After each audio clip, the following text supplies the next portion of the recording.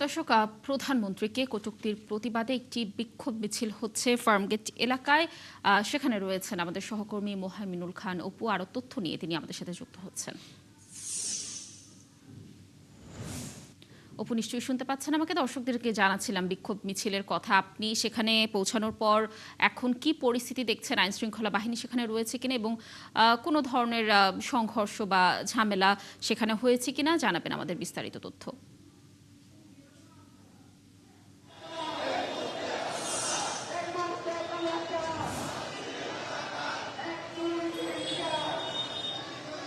আমরা এই মুহূর্তে রয়েছি কিন্তু কারণ বাজারে। এইখানে কিন্তু ঢাকা মহানগর উত্তরের সাবেক আহ্বায়ক সাইফুল আলম নীরব, তার নেতৃত্বে কিন্তু একটি মিছিল চলছে এখানে।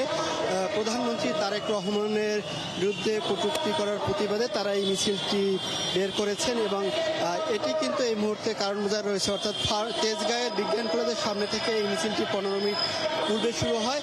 এখন কিন্তু এই মিছিলটি কারণ বাজারে এসে পৌঁছেছে, অর্থাৎ এই মিছিল থেকে তারা যে বক্তব্য দিয়েছেন মিছিল পূর্বে, তখন কিন্তু সাইফুল আলম নীরব যেটি বলেছেন যে সাম্প্রতিক সময়ে প্রধানমন্ত্রী তারেক রহমানের বিরুদ্ধে এনসিপির নেতৃবৃন্দ নাসিরউদ্দিন পাটোয়ারি, সার্জিস আলম সহ অন্যান্য যারা রয়েছেন তারা যে কটূক্তি করেছেন তার বিরুদ্ধেই কিন্তু তারা এই মিছিলটি করছেন।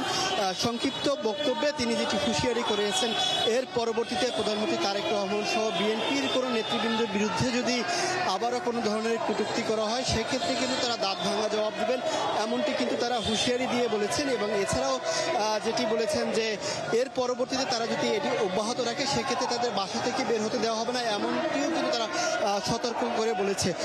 আমরা একটু এখানে সাইফুল আলম নীরবের সাথেই কথা বলবো যে আপনাদের এই মিছিল থেকে কি প্রতিবাদ, কি বিক্ষোভ জানাচ্ছেন, মানে বার্তাটা কি রয়েছে আপনি?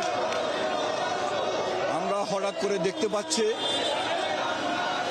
যে নতুন একটি রাজনৈতিক দল তারা রাজনীতি বাদ দিয়ে মাননীয় প্রধানমন্ত্রী, তার সহধর্মিণী, তার কন্যা সহ বিএনপি সিনিয়র নেতাদের কটূক্তি করছেন।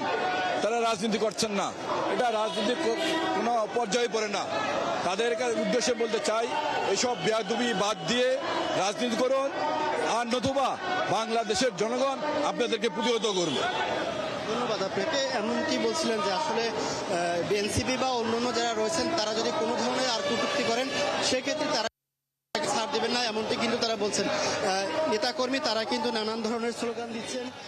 এখানে কিন্তু ঢাকা মহানগর উত্তরের বিভিন্ন ইউনিটের স্বেচ্ছাসেবক দল, যুব দল, অন্যান্য নেতৃবৃন্দ যারা রয়েছেন তারাও কিন্তু রয়েছেন। অর্থাৎ সাইফুল আলম নীরব কিন্তু এই তেজগাঁ ঢাকা এই আসনটিতে কিন্তু সংসদ সদস্য প্রার্থী ছিলেন, তিনি সাবেক আহ্বায়ক, তার নেতৃত্বেই কিন্তু। অপু, ধন্যবাদ আমাদের সাথে যুক্ত থাকার জন্য। আপনি থাকুন সেখানে, নিশ্চয়ই আমরা এই বিষয়ে আরো তথ্য পরবর্তী সংবাদ সংযোগ করতে দর্শকদেরকে বিস্তারিত জানানোর চেষ্টা করব।